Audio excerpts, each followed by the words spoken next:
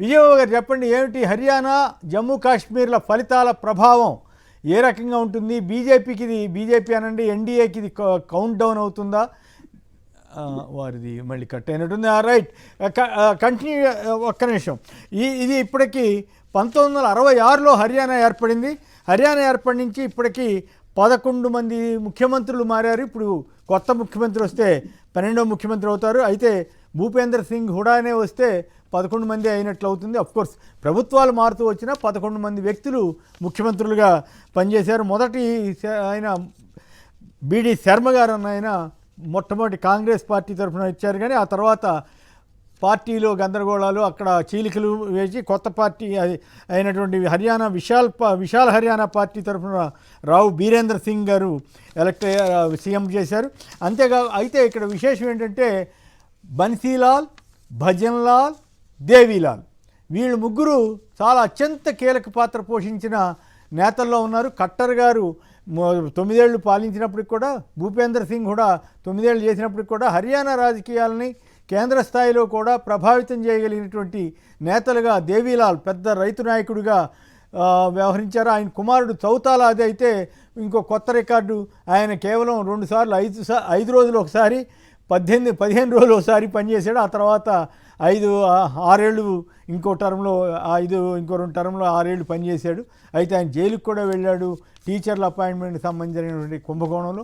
So అది ఆయన చరిత్ర. ఆయన కుమారులు మళ్ళీ జననాయక్ పార్టీ పెట్టుకోవడం, అభయ్ చౌదరి, ఇట్లా వీళ్ళందరూ కూడా దేవీలాల్ కుటుంబం ఆ రకమైనటువంటి ప్రభావం చూపితే, బన్సీలాల్ గారి కుటుంబం బన్సీలాల్ కాంగ్రెస్లో ముఖ్యమంత్రిగా పనిచేశారు. ఆ తర్వాత ఆయన ఇందిరాగాంధీ గారికి అత్యంత విధేయుడిగా కేంద్రంలో కూడా చక్రం తిప్పారు. మళ్ళీ తర్వాత కాంగ్రెస్తో విభేదించి హర్యానా వికాస్ పార్టీ అని పెట్టుకుని ఆయన మళ్ళీ అధికారంలోకి వచ్చాడు. కొంతకాలం పాటు ఆయన మళ్ళీ పాలన చేశారు. ఎమర్జెన్సీ టైంలో విమర్శలకు గురైన వాళ్ళలో బన్సీలాల్ గారు కూడా ఉన్నారు. ఇక హర్యానాని అత్యధిక కాలం పాలించినటువంటి నేతగా ప్రస్తుతానికి భజన్లాల్ ఉన్నారు. భజన్లాల్ అంటే ఆ రోజుల్లో అసలు భారతదేశంలో ఆయారాం గాయారాం అనే పదానికి మొదట ఆయన ద్వారానే ఆ పదం వచ్చింది. ఆయన ఏంటంటే ఆయన జనతా పార్టీ తరఫున ఎలక్ట్ అయ్యాడు. ఆ తర్వాత ఇందిరాగాంధీ గారి అధికారంలో రావడంతో మొత్తం ప్రభుత్వం మొత్తాన్నే కాంగ్రెస్ కింద మార్చేసినటువంటి ఘనత భజన్లాల్ గారిది. అయితే ఇప్పుడు ఈ మధ్యకాలంలో అరుణాచల్ ప్రదేశ్లో కూడా అట్లాగే జరిగింది. మొత్తం బీజేపీలోకి మారిపోయారు. చిన్న రాష్ట్రాల్లో ఇటువంటి సమస్య ఉంటుంది, కానీ హర్యానా కంటే చిన్నది అరుణాచల్ ప్రదేశ్. కానీ ఇప్పుడు హర్యానాలో మొత్తం ప్రభుత్వం మారిపోయింది భజన్లాల్ గారి నేతృత్వంలోనే. అప్పటి నుంచే భారతదేశం అంతా ఆయారాం గయారాం అంటే ఫిరాయింపుదారులను ఉద్దేశించి చేసే వ్యాఖ్య ప్రస్తావనకి వస్తోంది. ఇక రైట్, విజయబాబు గారు లైన్లోకి వచ్చారు. విజయబాబు గారు చెప్పండి, హర్యానా జమ్మూ కాశ్మీర్ల ఫలితాలు ఎలాంటి సంకేతాన్ని ఇస్తున్నాయి? బీజేపీకి కౌంట్ డౌన్, అలాగే ఐఎన్డీఏ కాంగ్రెస్ ఆధ్వర్యంలోని కూటమికి కాస్త అప్రైజింగ్ మొదలైనట్లా? అండి, ఇప్పుడు దేశవ్యాప్తంగా చూసుకుంటే ఒక బీజేపీ మీద జనాలందరికీ కూడా ఒక వైముఖ్యం అనేటువంటిది మొదలైంది చాలా స్పష్టంగా. ఈ 2 రాష్ట్రాల ఎన్నికలని అంటే అక్కడ స్థానిక అంశాలు, అక్కడ ఆర్టికల్ 370 అని చెప్పని, లేకపోతే ఈ హర్యానాలో ఉండేటువంటి నిరుద్యోగం, ఈ స్థానిక అంశాలనే మనం చూస్తున్నాం. కానీ ఇక్కడ ప్రధానంగా చూడాల్సింది ఏంటంటే స్థానిక అంశాలు ఇన్ఫ్లుయెన్స్ చేయడం అనేటువంటిది ఒకటైతే, మొత్తం భారతదేశంలో చూసుకున్నప్పుడు ప్రధాన 2 జాతీయ పార్టీలకు సంబంధించి బీజేపీ మీద ప్రజలకి ఒక రకమైనటువంటి తిరస్కార భావం అనేటువంటిది మొదలైంది అనేది స్పష్టం. అదే క్రమంలో కాంగ్రెస్ పార్టీ మీద అంటే బికాస్ ఆఫ్ బీజేపీ చేసిన ప్రచారం కావచ్చు, ఏదైనా కావచ్చు, రాహుల్ గాంధీని పప్పు అని, లేకపోతే చేసిన ప్రచారం అదంతా కూడా భారత జోడో యాత్రతో అవన్నిటిని ఓవర్కమ్ అయ్యి తన ఒక క్యాపబుల్ లీడర్ కింద ఎవాల్వ్ అయినటువంటి రాహుల్ గాంధీ యొక్క కెపాసిటీస్ని కూడా మనం ఈ సందర్భంగా కాదనడానికి వీల్లేదు. చాలా వరకు పరిణతి చెందారు. తర్వాత ఏంటంటే వాళ్ళ డిగ్రేడేషన్ ఆఫ్ పర్సనాలిటీ అనేది దాని నుంచి కూడా గట్టిగా ఫేస్ చేసి రిటార్ట్ ఇవ్వటం అనేది కూడా అలవర్చుకున్న సందర్భంలో కొంత ఆ కెపాసిటీస్ని గెయిన్ చేసుకున్నారు. ఇక ఇప్పుడు జరిగినటువంటి ఎలక్షన్స్లో ఒక్క నిమిషం రెండు మనకి తెలుసు. విజయబాబు ఒక్క హర్యానాకి నిమిషం విజయబాబు గారు ఒక్క నిమిషం దయచేసి ఒక్క నిమిషం. జమ్మూ కాశ్మీర్ తాజా ఫలితాల్లో 50 సీట్లు కాంగ్రెస్ ఎన్సీపీ కూటమి, ఎన్సీపీ 58 స్థానాలు ఎన్సీపీ కాంగ్రెస్ కూటమికి, అంటే 58 అంటే చాలా ఓవర్వెల్మింగ్ మెజారిటీయే. గవర్నర్ గారు 5 నామినేట్ చేసిన పెద్ద ఉపయోగం ఉండని పరిస్థితి. బీజేపీ 27 స్థానాలు, బీజేపీకి 27 అంటే కాస్త ఇందాక రఘునాథ్ బాబు గారు చెప్పినట్టు కొంత గణనీయంగా వాళ్ళు నిలబడినట్లే జమ్మూ ఏరియాలో కానీ ఇతరత్ర. పీడీపీ బాగా దయనీయంగా దెబ్బతింది. ఒకప్పుడు అధికారం చేసినటువంటి పీడీపీ అంటే ముఫ్తీ మహమ్మద్ సయీద్ గారు కేంద్ర హోంమంత్రి చేశారు, ఆ తర్వాత జమ్మూ కాశ్మీర్ ముఖ్యమంత్రి చేశారు. వారి కుమార్తె ఆధ్వర్యంలో ఈ పీడీపీ అనే పార్టీ ఏర్పాటు చేసి బీజేపీతో కలిసి వాళ్ళు మంత్రివర్గాన్ని కూడా ఏర్పాటు చేసి కొంతకాలం నడిపారు.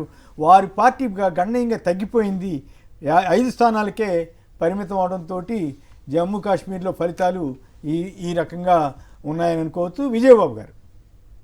ఎస్ సార్, ఇంత ల్యాండ్ స్లైడ్ విక్టరీ కారణం ఏంటంటే నేను చెప్పినట్టుగా పార్టీల పట్ల ఉన్నటువంటి మారినటువంటి పోలరైజేషన్ అనేటువంటిది ఒక అంశం అయితే, ఇక స్థానిక అంశాలకు సంబంధించి సరే బీజేపీకి అన్ని సీట్లు ఎందుకు వచ్చాయంటే మనకు తెలుసు.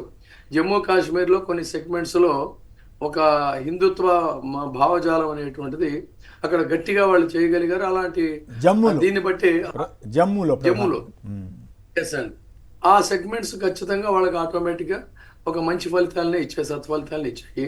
ఇక పీడీపీకి సంబంధించి గతంలోనే ఆవిడ చాలా దారుణంగా డిఫేమ్ అయిన సందర్భాలు కూడా చూసాం. ఆవిడ పరిపాలన, ఆవిడ నిర్ణయాల పట్ల పూర్తి తిరస్కార భావంతో అప్పుడు ఉన్న సంగతి కూడా తెలుసు మనకి. సో జమ్మూ కాశ్మీర్కి సంబంధించి అది, అందుకని ఈ రెండు కూడా ల్యాండ్ స్లైడ్ విక్టరీకి ఏంటంటే, ఒకటి పార్టీల ఇన్ఫ్లుయెన్స్, 2 స్థానిక అంశాలు. హర్యానా విషయానికి వచ్చినట్టయితే అక్కడ జాట్లదే ప్రధానమైనటువంటి నిర్ణయాత్మకమైనటువంటి శక్తి వాళ్ళు, ఏ పార్టీ వైపు నిలబడినా కూడా. కాబట్టి అక్కడ ఏంటంటే రైతు సమస్యలు, ముఖ్యంగా దేశాన్నే వాళ్ళు ఒక దశలో గడగడలాడించారు ఆ రైతు సమస్యల మీద. మా శక్తికి తిరుగులేదు అని చెప్పని నరేంద్ర మోడీ గారు హవా నడుస్తున్న రోజుల్లో కూడా వాళ్ళ యొక్క దీన్ని నిర్వహించినటువంటి కెపాసిటీస్ కూడా ఆ ఉద్యమం ద్వారా మనం చూసాం. అందుకని ఆ తర్వాత ఏంటంటే ముఖ్యంగా ప్రధానంగా అక్కడ యూత్ పూర్తిగా ఫెడప్ అయిపోయారు. ఈ అన్ఎంప్లాయ్మెంట్ మనకు తెలుసు కదండి. ఈవెన్ హైదరాబాద్కు కూడా అనేక ప్రాంతాల్లో ఉపాధి కోసం తరలి వచ్చేటువంటి యువతలో ఎక్కువ మంది ఎవరంటే హర్యానా నుంచి వచ్చేటువంటి యువత. అంటే అక్కడ ఉపాధి అవకాశాలు లేక బతుకు తెరువు కోసం వివిధ రాష్ట్రాలకు వెళ్తున్న సంఖ్యలో ఈ రోజు హైదరాబాద్లో చూస్తే ఈ అన్స్కిల్డ్ ఫీల్డ్స్లో ఉండేటువంటి వాళ్ళంతా కూడా ఎక్కువ మంది హర్యానా నుంచి వచ్చేటువంటి వాళ్ళే. ఆ విధంగా ఒక నిరుద్యోగం అనేటువంటిది కూడా అక్కడ ఉన్న స్థితి. ఈ పరిస్థితుల్లో ఈ రెండు కూడా ల్యాండ్ స్లైడ్ విక్టరీ. అంటే ఏంటంటే ఈ క్యాంపు రాజకీయాలు, ఈ ఆయారం గయారంల యొక్క వ్యవహారాలు ఇలాంటివి ఏమి ఉండవు. ఇది రాబోయే కాలానికంటే జాతీయ రాజకీయాల్లో మారేటువంటి దీనికి 2 రాష్ట్రాల యొక్క ఫలితాలని ఖచ్చితంగా ఒక సంకేతంగా అయితే తీసుకోవచ్చు, అందులో తిరుగులేదు. కాకపోతే ఏంటంటే ఇంకా కొన్ని రాష్ట్రాలని, తర్వాత ఇండియా కూటమిలో ఉండేటువంటి ఇంకా కొన్ని లుకలుకలు ఉన్నాయి. వాటన్నిటిని కూడా సెట్ చేసుకోవాల్సినటువంటి అవసరం ఉంది. ఇవన్నీ కూడా అంతర్గతంగా ఎన్డీఏ కూటమి ఎంత బలంగా అయితే ఉందో, ఇండియా కూటమి అయితే అంత బలంగా లేదు. నిజానికి ప్రతిపక్షంలో ఉన్నటువంటి కూటమే బలంగా ఉండాలి. ఎందుకంటే అధికార పార్టీ మీద దాడికి కలిసికట్టుగా పనిచేయాలి. కానీ ఇక్కడ వీళ్ళకి వ్యక్తిగతమైనటువంటి ఈగోస్ కావచ్చు, డిఫరెంట్ ఒపీనియన్స్ కావచ్చు, ఇలాంటివన్నీ ఉన్నాయి. బహుశా నేను అనుకోవటం ఏంటంటే కాంగ్రెస్ పట్ల కూడా ఒక చిన్న చూపు అనేటువంటిది ఈ ఇండియా కూటమిలో ఉన్నటువంటి నాయకులకే ఉంది. అవన్నీ కూడా ఈ 2 రాష్ట్రాల్లో కాంగ్రెస్ సాధించినటువంటి ఫలితాలతో కొంత బహుశా వాళ్ళు సర్దుబాటు చేసుకోవచ్చు. ఆ రకంగా ఇండియా కూటమి కూడా బలోపేతం కావడానికి, రాబోయే కాలంలో వ్యూహాలకి పదును పెట్టడానికి ఈ ఫలితాలు దేశ రాజకీయాల్లో మార్పుకి ఒక సంకేతంగా భావించాలి. కేవలం ఆ రాష్ట్రాలకు పరిమితమైన రిజల్ట్స్ మాత్రమే కాదు. అయితే రఘునాథ్ బాబు గారు ఒప్పుకోవట్లేదు కదా, ఏం కాదు, మేము గతంలో చాలా తక్కువ స్థాయి నుంచి ఇప్పుడు ఈ స్థాయికి వచ్చాం, మా బలం ఏం తగ్గలేదు అంటాడు ఆయన. చేసండి. ఇప్పుడు దీన్ని నేనైతే ఎలా అభివర్ణిస్తానంటే, though it is a political issue, ఎకనామిక్స్లో the law of diminishing marginal utility అనేటువంటిది ఉంటుంది. అవును. The law of diminishing marginal యూటిలిటీలో కరెక్ట్గా నరేంద్ర మోడీ గారికి సూట్ అయ్యేటువంటి సిద్ధాంతం, అంటే దీని తెలుగులో క్షీణోపాంత ప్రయోజన సిద్ధాంతం అంటే అంటారు. అంటే సింపుల్గా చెప్పాలంటే తినే కొద్దీ మనకి ఆ రుచి తగ్గిపోతుంది అనేది, ఆ కోరిక తగ్గుతుంది. సో నరేంద్ర మోడీ గారు ఈ దేశానికే ఒక రక్ష, జగద్రక్ష, ఒక పెద్ద విజనరీ, ఈ దేశానికి ఇలాంటి ఒక డైనమిక్ లీడరే కావాలి అనేటువంటి దాన్ని ప్రజలు ఆదరించారు. డిమానిటైజేషన్లో కూడా కష్టాలు పడినా కూడా తిరిగి మళ్ళీ ఆదరించారు. అలాంటిది రాను రాను ఏమైందంటే ఆ మోనోపలిక్ ఇష్యూస్, తర్వాత ఏంటంటే అప్రజాస్వామికమైనటువంటి చర్యలు రాష్ట్రాల పట్ల మరి ఎంత దారుణంగా అంటే ఏ బీజేపీ అయితే, ఏ బీజేపీలో అంతర్గతంగా ఉన్న ఆర్ఎస్ఎస్ అయితే ఇందిరాగాంధీ గారి హయాంలో జరిగినటువంటి ఒక 2-3 అంశాలకి పెద్ద ఎత్తున దుమారం లేపారో అలాంటి వాటన్నిటినీ కూడా వీళ్ళు దాంట్లో పిహెచ్డి చేసేసారు. పూర్తిగా ప్రభుత్వాలను కూలతేయటంలో కానీ, ఉన్నటువంటి ఓవర్ నైట్ స్ట్రాంగ్ లీడర్స్ని మార్చేయటంలో కానీ, సీట్ల కొనుగోలులో కానీ, ఓట్ల కొనుగోలులో కానీ, ఓట్లని తారుమారు చేయటంలో కానీ, చివరికి ఎంత దుస్థితి వచ్చిందంటే పార్లమెంటులో ఇది ప్రజలు ఎన్నుకున్న ప్రభుత్వం కాదు, ఈవీఎంల ప్రభుత్వం అని చెప్పని తోడ్పారపడుతూ ఉంటే కూడా దాన్ని గట్టిగా నిలువరించి సమాధానం చెప్పలేని డిఫెన్స్లో ఈ డైనమిక్ పర్సనాలిటీస్ పడిపోయారనేది గత పార్లమెంట్ సమావేశాల్లో కూడా మనం చూసాం. అంటే ఏదో ఒక న్యూనతాభావం వాళ్ళని వెంటాడుతుందనేది మొన్న పార్లమెంటు సెషన్స్లో చాలా కీన్గా అబ్జర్వ్ చేస్తే ఎక్కడా కూడా వాళ్ళు కౌంటర్ అటాక్ స్ట్రాంగ్గా, ఆఖరికి నిర్మలా సీతారామన్ గారు లాంటి వారితో సహా సరైనటువంటి ధీటైన సమాధానం ఇవ్వలేని డిఫెన్స్లో పడిపోయారు. అంతేకాకుండా ప్రతి పార్లమెంట్ సెషన్లో రాహుల్ గాంధీ గారికి అవమానాలే తప్ప ఎక్కడా కూడా ప్రశంసలు లేవు గతంలో.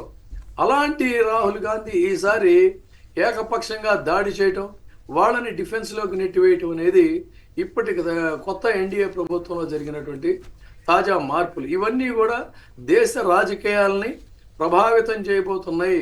The law of diminishing marginal utility which going to applies for the NDA government అనేది మనం చాలా స్పష్టంగా చెప్పొచ్చు అండి. దానికి సంకేతమే ఈ ల్యాండ్ స్లైడ్ విక్టరీ, 2 రాష్ట్రాల్లో ఉన్నటువంటి ల్యాండ్ స్లైడ్ విక్టరీని దీనికి మనం ఉదాహరణగా రైట్.